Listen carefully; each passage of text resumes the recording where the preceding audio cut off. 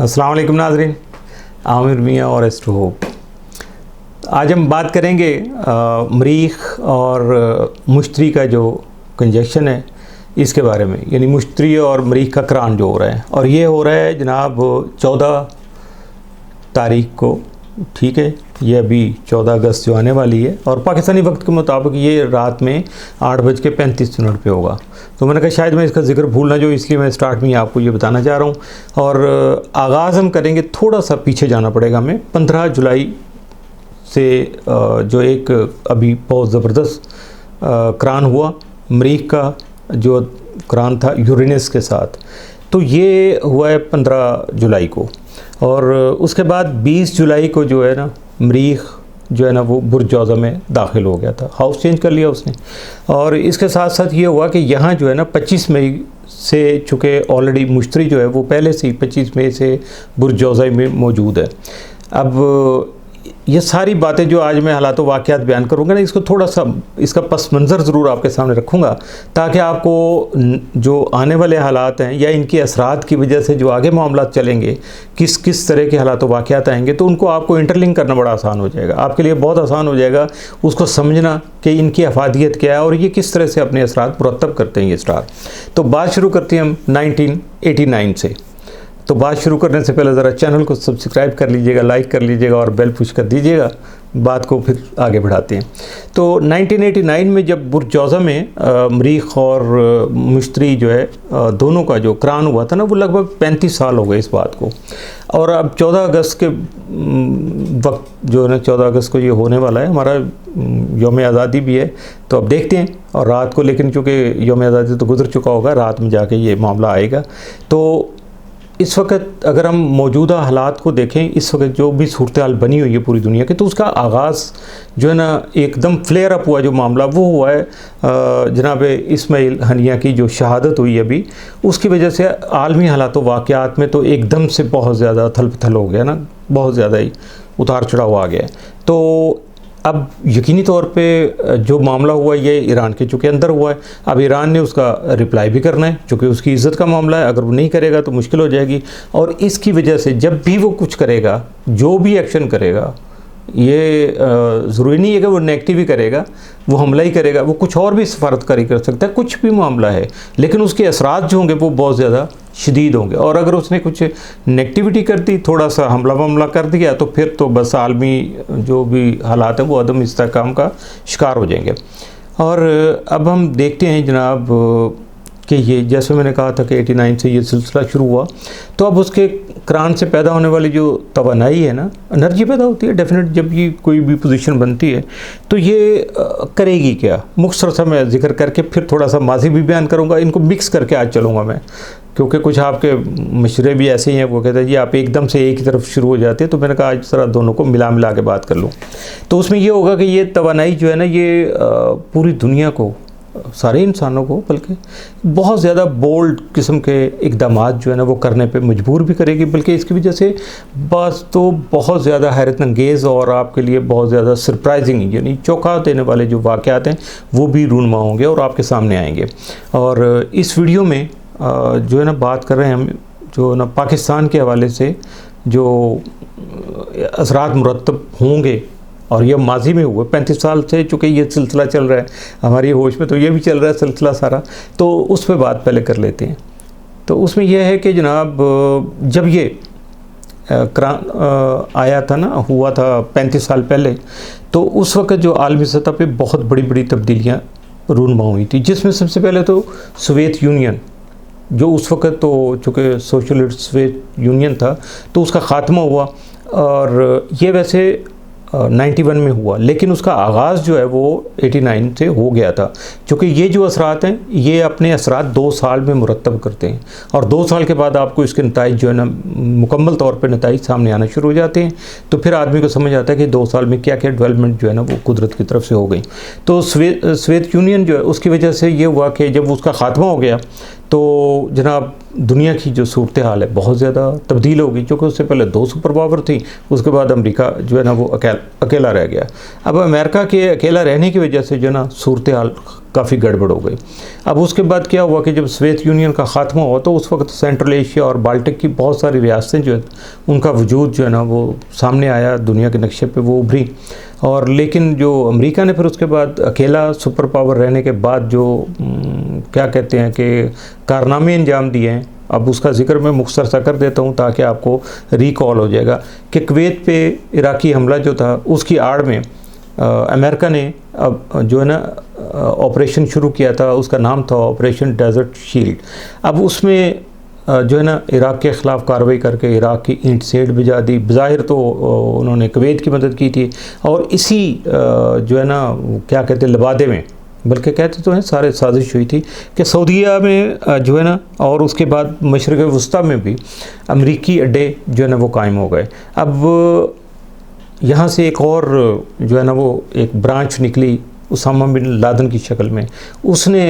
जो अमेरिका के ख़िलाफ़ एहतजाज शुरू किया था, प्रोटेस्ट था उसका, सबसे ज़्यादा उसका मुतालबा पड़ा यह था कि सऊदीया में जो है ना अमरीकी अड्डे जो है ना वो ख़त्म किए जाएं। अब यहाँ से बात बढ़ते बढ़ते फिर बहुत दूर तक निकल गई, और 2001 में फिर 9/11 हो गया, वो भी उसामा बिन लादेन के रेफरेंस से ही सारा कुछ चल रहा है। और उसके बाद जो अमेरिका ने रद्द-ए-अमल दिया, उसने तो दुनिया का नक्शा ही बिगाड़ के रख दिया ना। अफ़गानिस्तान से जो है ना रूसी फ़ौजियों के इनखला के बाद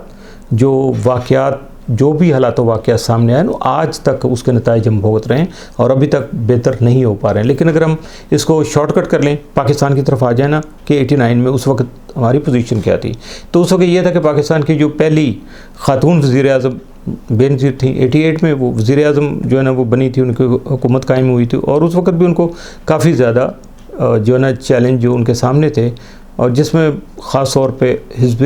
इख्तिलाफ़ थे। जो हिज़्ब इख्तिलाफ़ की जो जमातें थी ना, उनका बहुत ज़्यादा दबाव था, मुखालफत बहुत ज़्यादा थी, और उनकी जो उस वक़्त सरबराही तो मैं नहीं कहूँगा, लेकिन क़यादत जो थी इज्तिमाई तौर पे वो उसको लीड जो कर रहे थे, वो उस वक़्त पंजाब के वज़ीर आला जनाब मोहतरम मियाँ मोहम्मद नवाज़ शरीफ साहब कर रहे थे। और इसके साथ साथ ये था कि पार्टी के अंदर भी जो है ना बहुत ज़्यादा इख्तलाफात थे, सीनियर क़यादत के जूनियर क़यादत के साथ। बेनज़ीर के आने के बाद जो भुट्टो के दौर की क़यादत, ये आपस में जो इख्तलाफात था उसकी वजह से भी यह हुकूमत खासी फंसी हुई थी, बहुत ज़्यादा तकलीफ़ में थी। और मीनवाइल इनके ख़िलाफ़ जो है ना बदउनवानी के और माली करप्शन के, नाअहली के, इस तरह के इल्ज़ामात भी जो है ना इनके ख़िलाफ़ जो है ना वो लगना शुरू हो गए, जिसकी वजह से सियासी अदम इस्तेहकाम जो है ना बहुत ज़्यादा हो गया। उसका सामना फिर अवाम ने भी भुगता सबसे ज़्यादा। और इसमें एक और मोड़ आया जब नवंबर 89 में बेनज़ीर भुट्टो की, चूँकि 89 का मैं बता रहा हूँ कि ये हमारा जो ना वो करान हुआ था। अब 89 नवंबर में बेनज़ीर भुट्टो की हुकूमत के ख़िलाफ़ तहरीक एतमाद आ गई, और वो IJI इस्लामी जमहूरी इत्तेहाद जो है ना, जिसकी उस वक़्त की जो माली तौर पे हर तरह की जो है ना मुआवनत बल्कि वो कर रहे थे, जस्ट लाइक एक उसके हेड थे, तो डिक्लेयर तो नहीं थे लेकिन हेड उस वक़्त वो गिना जा रहा था, इनको काउंट किया जा रहा था, क्योंकि सारे के सारे मामलात घूम फिर के मियाँ नवाज़ शरीफ साहब तक आते थे, और मियाँ नवाज़ शरीफ साहब ने ही ये सारी जो अटैम्प्ट करवाई थी, लेकिन तहरीक नाकाम हो गई। अब उससे क्या हुआ कि जो है ना सियासी तकसीम जो थी वो बहुत ज़्यादा जो है ना खलीज बढ़ गई, उसमें ज़्यादा फासला हो गया, और मुल्क जो है ना मज़ीद इंतशार का शिकार हुआ। और उसके बाद 89 का साल, जैसे मैंने अभी जिक्र किया था कि जो रूसी फ़ौजें थी उनका मामला जो अफ़गानिस्तान में जो भी चल रहा था, जंग थी, 10 साल जंग चली, और उसके बाद उनका इनखला जो है ना वो शुरू हो गया। लेकिन 2 साल के बाद 1991 में बिल्कुल अफ़गान जंग का ख़ात्मा होगा, और उसमें ये हुआ कि पाकिस्तान जो था वो चूँकि फ्रंट लाइन स्टेट था रशिया के ख़िलाफ़ लड़ने वाले, और इस तवील तनाज़ा जो हुआ ये चला, 10 साल की जंग चली, आज तक उसके असरात हम उनसे बाहर नहीं निकल पाए। इनखला हो गया अफ़गानिस्तान में, जो है ना ताकत का जो है ना वो एक खिला पैदा हुआ, मुख्तलिफ मुजाहिदीन ग्रुपों में क़यादत हासिल करने के लिए, मुल्क का कंट्रोल हासिल करने के लिए लड़ाइयाँ शुरू हो गई। और उसमें यह हुआ कि पाकिस्तान में जो पनाहगज़ीन थे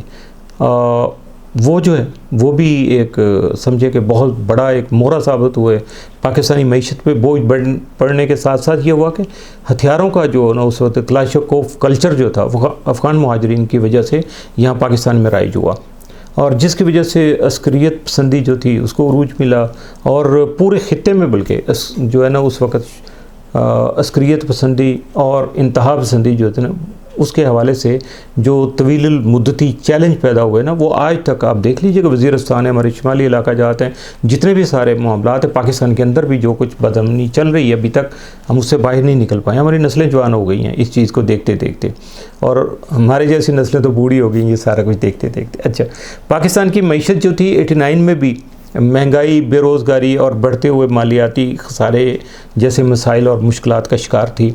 और हुकूमत जो थी वो इन चैलेंज जो थे उसके सामने जो दरपेश थे उनको जो हल करने के लिए, मसाइल को सॉल्व करने के लिए जो उसने कोशिशें की, और उसके नतीजे में क्या हुआ कि अदम इत्मीनान था। जब हुकूमतें कोई भी काम करती हैं, कोई भी अपना इम्प्लीमेंट करती हैं, मामलात को आगे बढ़ाती हैं, तो उसमें थोड़ा सख्ती तो हो जाती है। तो उससे यह हुआ कि जनाब ये जो अदम इस्तेहकाम था उसने मुआशी सूरत हाल का बेड़ा गर्क करके रख दिया, बल्कि उसमें अहम फैक्टर यही था। और 89 में ये भी हुआ कि पाकिस्तान के साथ जो अमेरिका के ताल्लुकात थे बहुत ज़्यादा पेचीदा हो गए, उसमें कॉम्प्लिकेशन बहुत ज़्यादा आ गई। अमेरिका जो था वो सवेत अफ़गान जंग के दौरान ही जो है ना वो अहम इत्तेहादी था पाकिस्तान का, असला वगैरह और सारा कुछ वो सप्लाई कर रहा था अफ़गान मुजाहिदीन के लिए, रूट हमारा पाकिस्तान था। लेकिन क्या हुआ कि इनखला होते ही रशिया का, तो उसका जैसे दिलचस्पी ख़त्म होकर रह जाती है। और इसके साथ साथ पाकिस्तान का जो उस वक्त एटॉमिक प्रोग्राम था जिसके बारे में उस वक्त अभी खदशात थे, हमने चूँकि उस वक्त धमाका नहीं किया हुआ था, तो क्या हुआ कि पाकिस्तान पे जो है ना एक तरमीम लगा दी गई, प्रेसलर तरमीम। उसके तहत क्या हुआ कि अमरीकी सदर अगर ये वो गारंटी देगा कि जी पाकिस्तान के पास एटॉमिक बम नहीं है तो फिर इसको इमदाद मिलेगी, अदरवाइज़ इमदाद नहीं मिलेगी। और ये तरमीम बहुत ज़्यादा, उसके साथ और बहुत सारी उसकी शिकें थी जो कि बहुत ज़्यादा जकड़ के रख दिया पाकिस्तान को, यानी यूँ समझे कि पाकिस्तान को गर्दन से पकड़ा हुआ था। ये सारे मामला जो है ना अमेरिका ने इस तरह का सिला दिया था हमें अपनी दोस्ती का। अब हम थोड़ा सा आगे चलें अगर, तो 89 में चूँकि जो हालात थे उस वक़्त पाकिस्तान के सियासी तौर पे, मुआशी तौर पे, तो हुकूमतियों के पास सबसे बड़ा यही काम होता है कि अवाम की आवाज़ बंद कर दी जाए। उसके लिए सबसे पहले क्या होता है कि मीडिया पे सेंसरशिप आयद करती जाए, और ऐसा ही कुछ हमारे साथ 89 में भी हुआ, बल्कि बहुत शिद्दत से हुआ। चूँकि अवामी हुकूमत थी, वो जमहूरी हुकूमत थी, तो यहाँ ये इसका ज़िक्र इसलिए कर रहा हूँ, वरना तो मार्शल दौर में और हर जगह तो ये काम होता रहा है। 89 में ही पाकिस्तान में ख़वातीन के हुकूक़ के लिए बहुत सारी जो है ना वो तंजीमें सरगर्म में अमल रहीं, उसमें बहुत सारे मामलात बने, बहुत सारे कवानीन भी बने। वीमेन एक्शन फोरम जो था उस जैसी तंजीमें जो है ना इम्तियाज़ी कवानीन जो थे उनको चैलेंज करने के लिए वजूद में भी आई और सामने भी आके उन्होंने अपना काम भी किया। बातें खैर बहुत सारी हैं, अगर मैं ये बयान करता रहूँगा सारी वीडियो तो यहीं गुजर जाएगी। अब हम चलते हैं ज़रा, इस वक्त हमारी प्लानिटरी पोजीशन क्या है और आसमानी काउंसिल कहते हैं ना उसकी सूरत हाल क्या है। तो इसमें 4 अगस्त को, अब मैं थोड़ा सा ये शुरू कर रहा हूँ, ये इसी महीने के आगाज़ में ही 4 अगस्त को जो है ना बुर्ज असद में नए चाँद का ज़हूर हुआ। ठीक है जी, जन्म लिया नए चाँद ने, और ये नया चाँद बहुत ज़्यादा साद नज़रात का जो हामिल था, और तमाम बुर्जों के लिए एक नए आगाज़ का नकीब जो है ना वो साबित होना था उसने। और उसके बारे में अभी तक क्या हुआ है आप देख सकते हैं, चूँकि ये 6 महीने के लिए इसका पीरियड है। अगले फुल मून जो आएगा बुर्ज असद में 6 महीने के बाद, तो तब तक इसके असरात जारी रहेंगे। और इसके लिए मज़ीद तफसीलात अगर आप जानना चाहते हैं तो 4 अगस्त को जो मेरी वीडियो थी नया चाँद के हवाले से आप उसको देख सकते हैं। ये नया चाँद जो था मरीख और मुश्तरी दोनों के साथ जो ना नज़रात का तबादला कर रहा था। और अब 14 अगस्त को जो बुर्ज औज़म में करान होने वाला है ना, इसमें ख़ास तौर पे मरीख और मुश्तरी नए चाँद जब 4 अगस्त को था ना उस वक़्त भी इसके साथ बड़ी अच्छी नज़रात थी, और अब ये करान कर रहे हैं। इसके नतीजे में अगले जो 2 साल, जैसे चाँद का मैंने आप जिक्र किया 6 महीने का, तो अभी इससे 2 साल का जो अगला एक टेन्योर जो है वो उसका दौर आगाज़ होगा, एक नया फेज़ शुरू होगा। अब इसका आगाज़ जो होगा तो ये देखना ये कि हमारी ज़िंदगियों के लिए जो ना ये असल में इसके असरात आएंगे क्या। हाँ जी, और ये बहुत ज़्यादा समझिएगा कि असर अंगेज़ और नतीजा खेज़ साबित होंगे। चूँकि मिजाज होता है जैसे मरीख़ का बड़ा जंगी किस्म का जंगजुयाना जो है ना मिजाज है उसका, और ये जो है ना इसके साथ साथ अगर हम मुश्तरी को देखते हैं तो उसके असरात जो है ना वो बहुत ज़्यादा बेहतर होते हैं, पॉजिटिव होते हैं, बड़े साद असरात होते हैं। तो इसकी वजह से इस क़ुरान के जो असरात हैं वो मरीख़ के असरात तो ज़रा थोड़े कम होंगे, मुश्तरी के जो है ना असरात इस पे हावी नज़र आएंगे। और बुर्ज असद में तलू होने वाला जो हर चाँद है वो नए आगाज़ का नकीब होता है, और ख़ास तौर पे जो लीडर होते हैं ना उनको बोल्ड इक़दाम करने का हौसला भी फराहम करता है। इस नए चाँद के तलू होने के वक्त ज़ोहरा भी बुर्ज असद भी आखिरी डिग्रियों पे मौजूद था चूँकि। इसके अलावा नए चाँद पर जो है ना कल्बुल असद नामी जो स्टार था उसके असरात भी ख़ास गहरे असरात थे। और कल्बुल असद जो है वो शोहरत, इक़्तिदार, बादशाहत और लीडरशिप जो है उसके साथ बड़ा मजबूत ताल्लुक़ जो है ना वो रखता है। इसका बुज़ुर्ग जो हमारे सीनियर हैं जिन्होंने रिसर्च वर्क बहुत ज़्यादा किया हुआ, तो ये उनके फरमुदात ही हैं। वो उनके असरात को जब ज़िक्र करते हैं तो उसी तरह से हम भी उसमें कोई अमेंडमेंट नहीं कर रहे हैं जब तक कि कोई नई चीज़ हमारे सामने नहीं आ जाती। 14 अगस्त को बुर्ज जौज़ा में मरीख़ और मुश्तरी का जो क़ुरान होगा, इस वक्त ये दोनों सियारे जो हैं ना बुर्ज जौज़ा में 16 डिग्री का ज़ाविया बना रहे हैं। डेफिनेटली की डायरेक्शन होती है, पोजीशन पे होते हैं, वो किस एंगल में होते हैं, डायरेक्ट होते हैं, किसी भी पोजीशन में आ सकते हैं, तो उसका जो ज़ाविया बन रहा है वो 16 डिग्री का है। मुश्तरी जो है अक्ल व दानिश, सदाकत और बाज़-औक़ात अदल व इंसाफ़ और उसके अलावा मुस्बत ख़याली, उम्मीद, जो भी उम्मीदें होती हैं,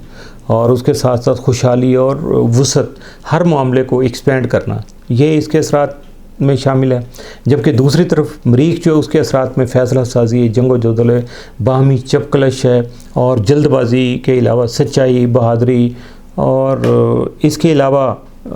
ये कहा जाता है कि ऐसी बहादुरी जिसका मकसद दूसरे मज़लूम जो होते हैं ना उनकी दाद रसी करना होता है,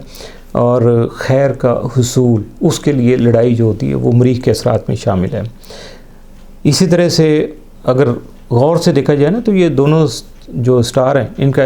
इश्तराक जो है ना वो अमूमी हैसियत में हमें ख़ासा मुस्बत नज़र आता है। इनके मजमूई असरात जो है ना दिलेराना जो है ना एतमाद को जन्म देंगे, जिसके तहत हक़ और सच के लिए जदोजहद करने वाले अहम और जुर्रतमंदाना फ़ैसले करने का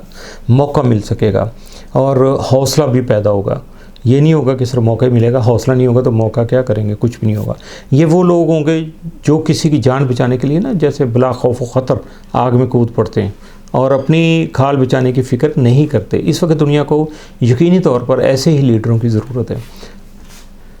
एक और जो अहम नज़र है वो 19 अगस्त को मरीख़, मुश्तरी, ज़ोहरा और ज़ोहल के दरमियान में ना बनने वाली जो पोजीशन है, और वो बन रही है जनाब एक तरबीब बन रही है, और ये इस शक्ल में है कि इसका स्पेशल जो नाम है वो टी स्क्वायर इसको कहा जाता है, यानी टी की शक्ल में ये तरबीब बनेगी। और इसमें इस टी स्क्वायर में मरीख़ और मुश्तरी का जो किरदार होगा वो दुनिया में अदल व इंसाफ़ और अमन व अमान के हवाले से नहायत अहम साबित होगा। अक्ल व दानिश, जंग व जदल, अमन व अमान, सदाकत के हवाले से हमें एक नया आगाज़ देखने को मिल सकता है। बाहम बरसरे पैकार जो होते हैं ना, बहुत सारी कुव्वतें हैं, यानी भाई हैं, पड़ोसी हैं, उनके दरमियान में जो मामलात है वो आपको ठंडे पड़ते नज़र आएंगे, और या उनकी राह हमवार हो जाएगी, कुछ ऐसे मामलात आ जाएंगे। और जो रेगुलर मेरी वीडियो सुनते रहते हैं तो वो यकीनी तौर पे जानते हैं कि इस वक्त दुनिया में जितनी जंगें भी हो रही हैं वो या तो दोस्त ममालिक के दरमियान में हो रही हैं, यानी बिल्कुल एक दूसरे के साथ करीबी थे, या पड़ोसी ममालिक हैं, तो उनके दरमियान में जो हो रही हैं जस्ट जैसे भाइयों के दरमियान में। एक ही खित्ता है लेकिन दो कौम भी एक है समझे, लेकिन दो अलग अलग ममालिक हैं, जैसे रशिया और यूक्रेन है, और वहाँ की बात कर लें, अगर उसके अलावा सूडान की बात कर ली जाए,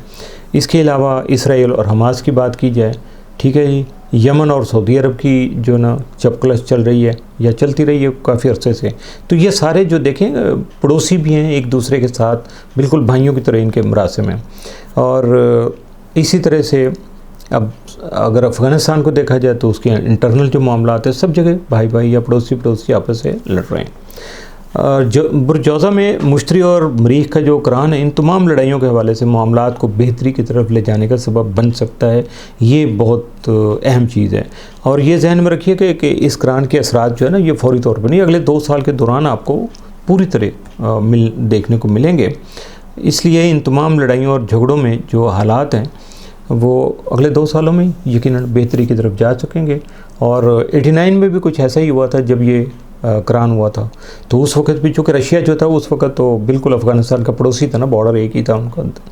तो इस वक्त जो है ना ये सिलसिला हुआ। लेकिन ये है कि इस दौरान कुछ नए झगड़े शुरू भी हो सकते हैं, ये भी मामला है। पुराने झगड़े जो है ना उनमें ठंडक आ जाएगी, कमी होनी शुरू हो जाएगी, लेकिन नए झगड़े शुरू होने के इम्कानात भी इसमें आ जाते हैं। और 1979 में जो वजूद में आने वाली इस्लामी जमहूरिया ईरान है, ये रियासत जो 79 में जब ये वजूद में आई, पुराना ईरान तो और था, तो इस इस्लामी जो ईरानी हुकूमत है ना, इसका अगर हम देखते हैं कि इसका तालिज बुर्ज जो है ना वो असद है। मरीख और ज़ोहल की तरबीह की बदौलत ईरान के ज़ायचे में तवानाई की शरह जो है ना बुलंद होना शुरू हो जाएगी, एनर्जी बढ़ जाएगी, इसमें जोश व जज्बा और सारी चीज़ें। ईरान और इसराइल के दरमियान कशीदगी जो है उसमें मज़ीद इजाफ़ा हो सकेगा। तवानाई में इजाफे की बदौलत ईरान जो है ना अभी इंतकाम लेने की तरफ माइल रहेगा, ये इसमें कमी नहीं होगी। इसराइल के लिए ये महीना अच्छा नज़र नहीं आता, क्योंकि इसराइल का ताले बुर्ज जो है वो मीज़ान है, इसका 7वां घर बुर्ज हमल है और 7वें घर को खुले दुश्मनों का घर भी कहा जाता है, ज़हन में रखिएगा। और अप्रैल जो 2023 में बुर्ज हमल में सूरज ग्रहण हुआ था और फिर अप्रैल अभी 2024 में जो है ना यहाँ एक बार फिर सूरज ग्रहण हुआ है। अब हुआ ये कि पुराना ग्रहण जो है ना यहाँ जब मुतहर्रक होगा उसके असरात भी शामिल होंगे और इस ग्रहण के असरात भी साथ में शामिल जब मिलेंगे तो इसराइल के जो खुले दुश्मन हैं, हरीफ हैं और मुखालिफ हैं वो कुव्वत में आ जाएंगे। तो ऐसे में इसराइल को किसी खैर की तवक्को नहीं रखना चाहिए, उनके लिए बहुत मुश्किल वक्त आ रहा है। इसराइल के खुले दुश्मन में हमास, हिजबुल्लाह और ईरान के अलावा यमन के हुसी जो है ना वो भी शामिल हैं। इसके अलावा जो है ना रफ़ा के बॉर्डर पर मिस्र भी अपनी अफवाज को जमा कर रहा है। ईरान पर ताज़ा तरीन हमले के बाद इसराइल ने जिस जो है ना चेन रिएक्शन जो है ना उसको शुरू किया हुआ है वो इसके वजूद के लिए तबाहकुन साबित हो सकता है। उसका नुकसान अब इसराइल को होना शुरू हो जाएगा। इसराइल के पहले घर में साउथ नोड का जो ग्रहण है वो वकूफ़ पज़ीर हुआ था, तो हमास ने इसराइल पर हमला किया था, जो इस तमाम तर जंग जदल की बुनियाद जो है ना बुनियादी वजह बना हुआ है। अब ये साइकिल भी ख़ुद को दोहराता नज़र आता है। अब अगर थोड़ा पीछे चला जाए, देखा जाए कि इसराइल के वजूद से 1948 में इसराइल के वजूद में आने के बाद से अब तक इस साइकिल ने कई मरतबा ख़ुद को दोहराया है। जब भी इसके ज़ायचे में हमल और मीज़ान के महवर पर ग्रहण जो है ना वो वकूफ़ पज़ीर हुए हैं तो उसे अपने हमसायों के साथ किसी न किसी जंग का सामना करना पड़ा या उसने ख़ुद किसी जंग का आगाज़ कर दिया। मरीख और मुश्तरी का करान ईरान के 11वें घर में हो रहा है। ये घर दोस्तों, इत्तेहादियों और मोहसनों का घर होता है और ईरान को अपने पुराने इत्तेहादियों के साथ साथ नए इत्तेहादी और नए साथी भी जो इस वक्त उनकी मदद हासिल हो रही है और जो सामने और दर पर्दा रहकर ईरान के मददगार बने हुए हैं और इन फ्यूचर भी मददगार रहेंगे। और अगर देखा जाए तो मौत का जो देवता है प्लूटो इस वक्त ईरान के 7वें घर में है। ईरान और इसराइल की जंग इन दोनों अक़वाम के लिए ज़िंदगी और मौत का फ़ैसला जो है ना वो बन सकती है। सबसे बड़ा ख़तरा तो ये है कि इस जंग में खुदा न खास्ता एटमी हथियार भी इस्तेमाल हो सकते हैं। ये बहुत बड़ा ख़तरा है, अल्लाह ताला महफूज रखे। और बुर्ज हौत में जो ना मौजूद है ज़ोहल की वजह से इस तरबी का पानी से ख़ास ताल्लुक़ है। ये T² जिसका मैंने अभी जिक्र किया था, इसका ताल्लुक़ पानी से बहुत ज़्यादा है। तो ईरान अपनी सरज़मीन पर होने वाले हमले का इंतकाम लेने के लिए अपना हुर्मुज़ की आबी गुज़रगाह जो है उसको बंद करके आलमी तजारत को शदीद नुकसान पहुँचा सकता है और इसके इत्तेहादी बहिरा अहमर यानी रेड सी में और बहिरा रोम के लिए ख़तरात पैदा कर सकते हैं। यानी बहरी तजारत जो भी होगी उसके लिए तो आलमी तजारत को बिल्कुल 0 पॉइंट पे भी ला सकते हैं। इतना कम कर देंगे, बहुत मुश्किल हो जाएगा इनको ये रास्ता इस्तेमाल करा। अब बात करते हैं, ये सारी जो चीज़ें थी वो आपके सामने मैंने रख दी हालात हज़रत के मुताबिक। अब यहाँ पाकिस्तान की पोजीशन क्या बन रही है उसके बारे में जब जिक्र करेंगे तो 14 अगस्त को मरीख और मुश्तरी का करान जो बुर्जौज़ा में 16 डिग्री का ज़ाविया बना रहा है और बुर्जौज़ा जो है पाकिस्तान का दूसरा घर है, जो अब डेफिनेट दूसरे घर को अब अगर हम पाकिस्तान के हवाले से देखेंगे तो ये कौमी दौलत और उसके साथ मालियात, इक़्तिसादी पॉलिसियों और मादी तहफ़्फ़ुज़ जो है ना उन पे हुकूमत हो रही बन रही है। और मरीख़ जो है ना वो इसकी कार्रवाई जो है वो जारियत और फ़ौजी ज़िंदगी की नुमाइंदगी करता है, जैसे मैंने पहले भी जिक्र किया। और मुश्तरी जो है वो तोसी पसंदी, उम्मीद परस्ती और तरक्की की नुमाइंदगी करता है। इसके साथ साथ लेकिन ये कि मौजूदा हालात को बढ़ा चढ़ा कर भी पेश करता है, ये भी मरीख़ इसका मुश्तरी का ख़ासा है। पाकिस्तान के दूसरे घर में इसके असरात मालियाती मंजरनामे में अचानक गैर मुतवक्को तब्दीलियों के इम्कानात को ज़ाहिर कर रहे हैं। और इसके साथ साथ हुकूमत की तरफ से मईशत को मुस्तहकम करने की जारहाना एग्रेसिव जो है ना वो फाइनेंशियल पॉलिसी जो है ना, मालियाती पॉलिसी जो है ना वो अपनाई जा सकती है। और ये एक पॉलिसी नहीं होगी, पॉलिसियों की बात कर रहा हूँ, पॉलिसियाँ अपनाई जा सकती है और इन पॉलिसियों पर ज़बरदस्ती आवाम से अमल करवाने की कोशिश भी की जाएगी। और ये भी हो सकता है कि इन पॉलिसियों को लागू करने के लिए जो है ना वो फ़ौजी अदारों की मदद भी हासिल कर ली जाए। और अगर ऐसा हुआ तो इससे अवामी बेचैनी में इजाफ़ा होने के अलावा जो है ना अदम इस्तेहकाम की जो सूरत हाल भी जन्म ले सकेगी, जिससे समाजी बदअमनी जो है उसमें बहुत ज़्यादा इजाफ़ा होगा और किसी अवामी तहरीक का आगाज़ भी हो सकता है। इस दौरान शुरू होने वाली तहरीक जो है ना वो यकीनी तौर पर ज़ोर पकड़ेगी, कमज़ोर नहीं होगी। वक्ती तौर पे शायद वो उसमें कोई ब्रेक आ जाए थोड़ा थोड़ा, लेकिन यह है कि वो रुकेगी नहीं, और बल्कि जब भी उसका अगला फेज़ आपको नज़र आएगा तो वो मज़ीद ज़रा अगले ग्राफ पे होगा। अब देखते हैं कि ये करान जो है ना दुनिया के दीगर ममालिक पर क्या असर डालेगा। 14 अगस्त का मरीख़ मुश्तरी का करान जो है ना अमरीकी पैदाइशी चार्ट के जिन घरों को मुतासर कर रहा है ना, उसकी वजह से अगस्त के वस्त के बाद से जो है ना उनकी कमला हैरिस जो है वो जो बाइडन और डोनाल्ड ट्रंप के लिए बहुत सारे जो ना चैलेंजेस वाला वक्त जो है ना वो सामने आ रहा है। मैं पिछली वीडियो में भी ये जिक्र कर चुका, अब फिर उसको आप देख सकते हैं। इसके अलावा रॉबर्ट एफ कैनेडी जो है वो एक आज़ाद उम्मीदवार के तौर पे था, अब तो एक पार्टी भी उसने बना ली हुई है, वो भी बहुत ज़्यादा सरगर्मी अमल है। और ये करान चुके उसके ज़ायचे के कई घरों को मुतहर्रिक करेगा, जिसके नतीजे में मौजूदा सदारती जो इंतखाबात हो रहे हैं अमेरिका के, उसमें उसका किरदार जो है ना बहुत ज़्यादा अहमियत का हामिल है। और वो अहमियत आपको ग्रेजुअली आगे बढ़ती हुई नज़र आएगी, वक्त उसको प्रूव कर देगा। मेरी बातों को भी आप भी देखिएगा। और अगर मैं अपने बारे में बात करूं तो अमेरिकी जो इलेक्शन हो रहे हैं ना उनके बारे में, उसकी सूरत हाल को मॉनिटर करने के लिए बहुत सारे पॉइंट जमा हो गए, कुछ बाकी काम है, तो उसके बारे में मैं अलग से ज़रूर वीडियो करूंगा। क्योंकि नवंबर में होने वाले जो इंतखाबात हैं वो बड़ी ड्रामाई सूरत हाल इख्तियार करते हुए नज़र आ रहे हैं। और यहाँ पर यह भी बात कर दूँ कि जो 5 नवंबर को जो 4 या 5 नवंबर को अमेरिकी इंतखाबात हैं जो हो रहे हैं वो मुकम्मल होते नज़र नहीं आते। उसमें कोई ना कोई वो क्या कहते हैं कि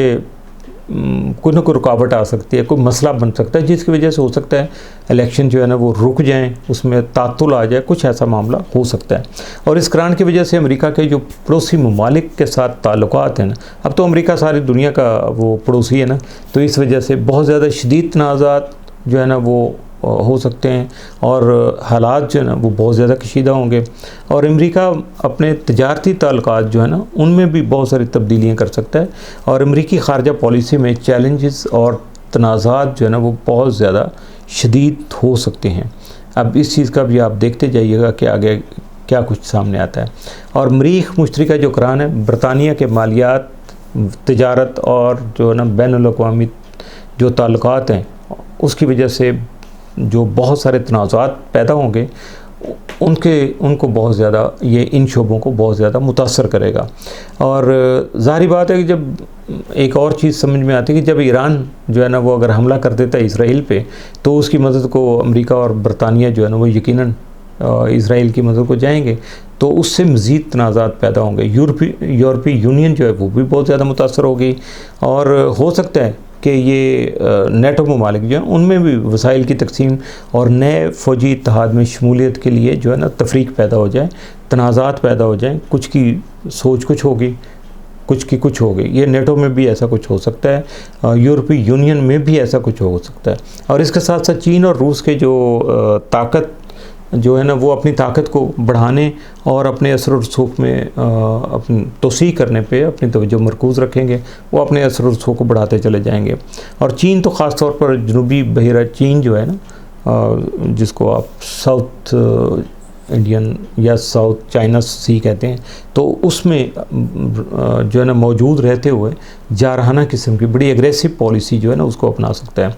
और इसके अलावा अगर देखा जाए अपने पड़ोसियों की तरफ, तो इसमें हिंदुस्तान जो है इलाकाई कशीदगी के हवाले से फ़ौजी कार्रवाइयों और नए स्ट्रेटेजिक इत्तेहादों में शामिल हो सकता है। ये कुछ और भी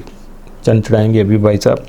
और अरब ममालिक जो हैं उनमें भी इलाकाई तनाज़ात और प्रॉक्सी जंगों की वजह से पैदा होने वाले जो तनाज़ात हैं उनके नतीजे में इत्तेहादियों और ताकत के तवाज़ुन में जो है ना तब्दीली पैदा हो सकती है, जिसका असर ख़ास तौर पर तेल और तवानाई के शोबों और आलमी मार्केट में जो है ना उसमें बहुत ज़्यादा उतार चढ़ाव जो जन्म ले सकेगा, और ये सबब बनेगा आलमी जो है ना मामलात उनको गड़बड़ करने में। इसके अलावा अगर मैं मुख्तसर कुछ शोबों का जिक्र कर दूं कि जहां ये मामलात आ रहे हैं, तो उनमें सबसे बड़ा जो शोबा है जो मरीख मुश्तरी की जो इस करार से मुतासर होगा वो है बैनुल-अक़वामी ताल्लुकात, जो है ना इंटरनेशनल रिलेशन है और सफारतकारी। मुश्तरी की जो तोसी पसंदी है वो सफारतकारी की कोशिशों को आगे बढ़ाने पर जोर देगी, जबकि मरीख जो है वो जारहानापन जो है ना वो अपना करना अपने मफादात के हुसूल के लिए कोशिशें जो है करने पर बंदे को पुश करेगा। इससे सफारती तनाव जो है ना वो जन्म लेंगे, और इसी करार की वजह से बैनुल-अक़वामी तंजीमों की सरगर्मियाँ हैं ना ख़ास तौर पर, जिसमें अक़वाम मुत्तहिदा सरफ़हरिस्त और दीगर बहुत सारे बैनुल-अक़वामी अदारे जो है ना उनकी सरगर्मियाँ बहुत ज़्यादा मुतासर होंगी, और उनकी पॉलिसियाँ जो हैं इस वक्त जारी पॉलिसियाँ उनमें भी अहम तब्दीलियाँ रूनमा हो सकेंगी। अगर हम थोड़ा सा और आगे चलें तो इसमें कुछ चीज़ें बेहतर भी नज़र आ रही हैं। उसमें है कि जी चूँकि इस वक्त ये चूँकि जो करान हो रहा है वो बुर्ज जौज़ा में, चूँकि इसकी वजह से और जौज़ा का जो अंसर है हवा है, एयर, तो उसकी वजह से मवासलात और मालूमात से जो भी मुतल्लिक़ा शोबे हैं उनमें टेक्नोलॉजी जो है उसमें तेज़ी आएगी। AI आर्टिफिशियल जो इंटेलिजेंसिया है उसमें जो है ना मज़ीद नई चीज़ें आपके सामने बहुत ज़्यादा और डेवलपमेंट होगी, बेहतरी आएगी। इसके अलावा टेलीकम्युनिकेशन, डाटा मैनेजमेंट के शोबों में पेशरफ्त देखने को मिल सकेगी।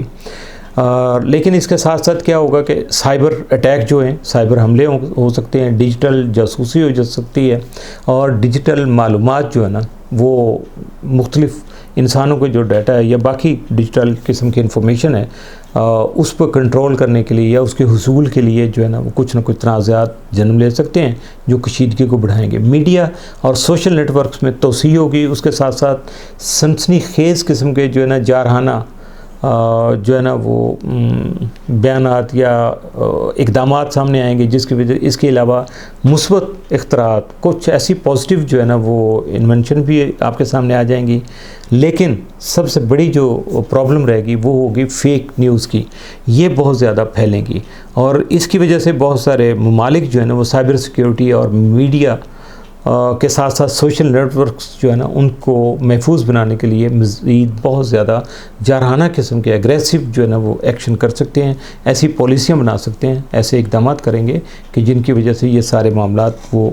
बच सकें। इसके अलावा नक़्लो हमल और सफ़र के जो शोबे ट्रैवलिंग के, और इसके अलावा बाकी जो कुरियर वगैरह का है, हैंडलिंग का है, शिपमेंट के मामलात हैं, ये भी इस करार की वजह से मुतासर होंगे। जोग्राफियाई सियासी कशीदगी जो है उसकी वजह से फ़ज़ाई हदूद जो है ना उसके मुतल्लिक़ा जो है ना तनाज़ात जो है ना जन्म ले सकते हैं। इलेक्ट्रिक गाड़ियों की जो सप्लाई चेन है वो मुतासर हो सकती है, चूँकि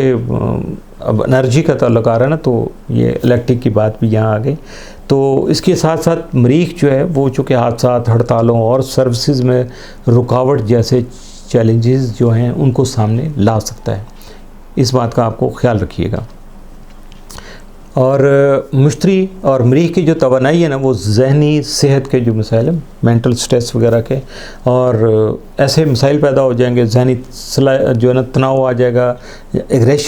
एग्रेशन बहुत ज़्यादा जो है ना जन्म लेगा, जिसकी वजह से मुआशरती हमारी सोशल जो है ना वो बदअमनी होगी। उसकी वजह से मुतल्लिक़ा जो ख़ास तौर पे सेहत आमा के जो बहरान है वो पैदा हो सकते हैं, या ऑलरेडी अगर कोई बहरान है इस वक्त चल रहा तो उसमें इजाफे के बहुत ज़्यादा इम्कानात हैं।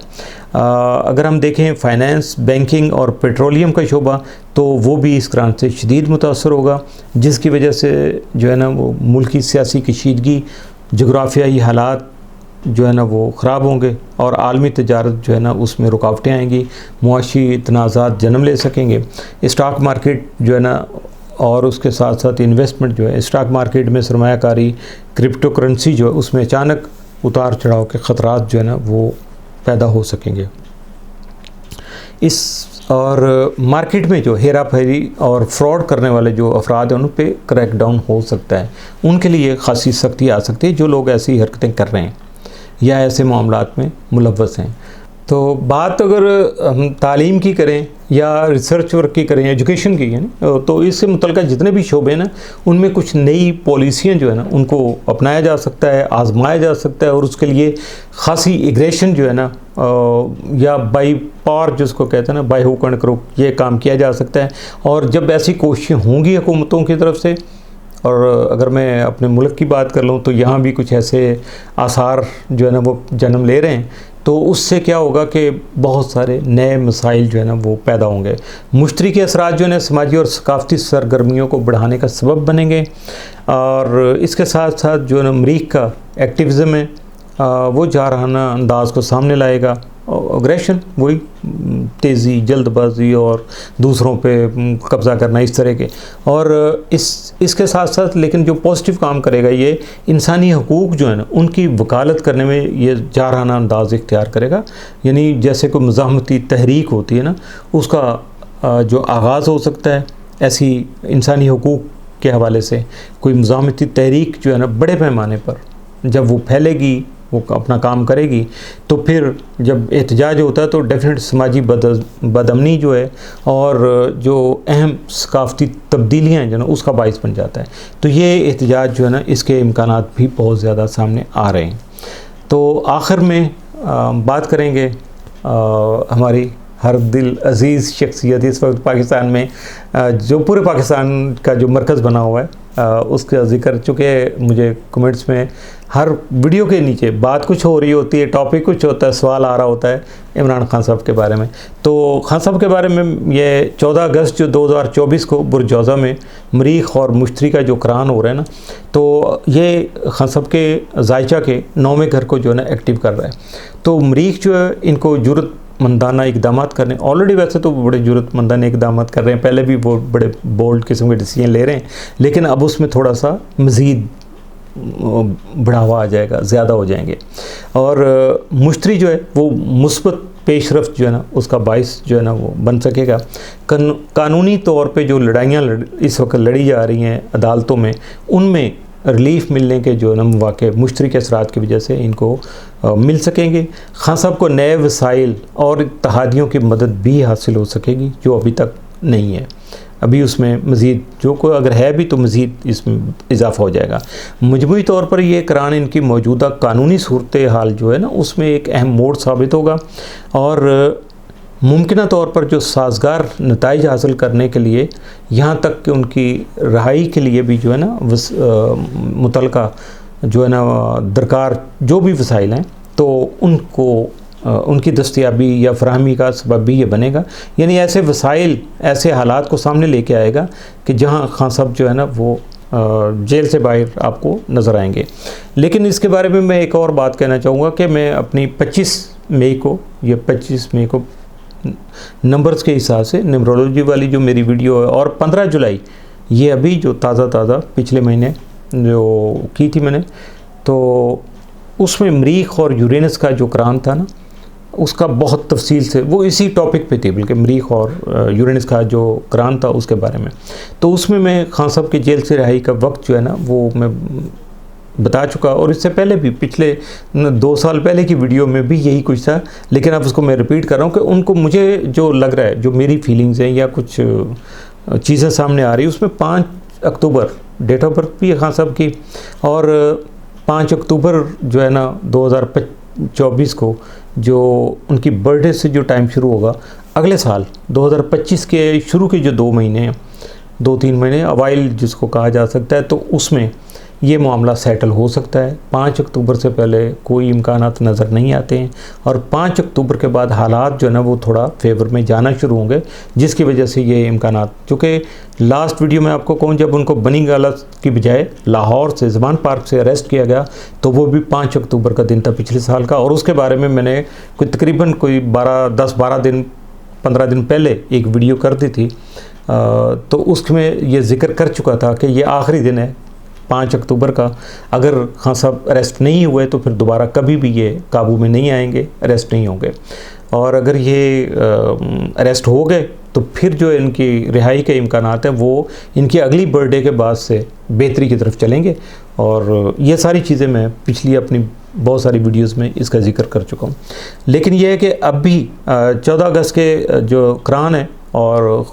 खान साहब का जो जायचा है उसको अभी देख के मैं मज़ीद बात कर सकूँगा। हाँ, एक बात ज़रूर है कि मरीख और मुश्तरी का जो कुरान है अक्टूबर तक खान साहब के पैदाइशी तौर पे जो जुपिटर है ना यानी मुश्तरी, वो थोड़ा सा मुखालफत कर रहा है, अभी अच्छी पोजीशन में नहीं है जायचा में ना, तो इसकी वजह से ये भी पता चलता है कि अभी इनको जो शदीद जो हालात हैं ना और चैलेंजेस, जो भी चैलेंज सामने आ रहे हैं हालात की वजह से, सियासत की वजह से, हुकूमत की तरफ से या अदालत की तरफ से, तो अभी ये उनका सामना इनको करना पड़ेगा क्योंकि अभी मुश्तरी की पोजीशन अच्छी नहीं है। हाँ, जब इनकी पोजीशन जो है ना जुपिटर की अच्छी होना शुरू हो जाएगी तो या इसकी पोजीशन चेंज होगी तो फिर उस के बाद पता चलेगा कि खान साहब के जायचे पे क्या असरात आ रहे हैं और प्रॉपर जो है ना बिल्कुल ऑथेंटिक बात फिर आसानी से हो सकेगी। इसके साथ ही इजाज़त चाहूँगा, वीडियो बहुत लंबी हो गई, तो अगली वीडियो तक के लिए इजाज़त दीजिएगा। अल्लाह हाफ़िज़।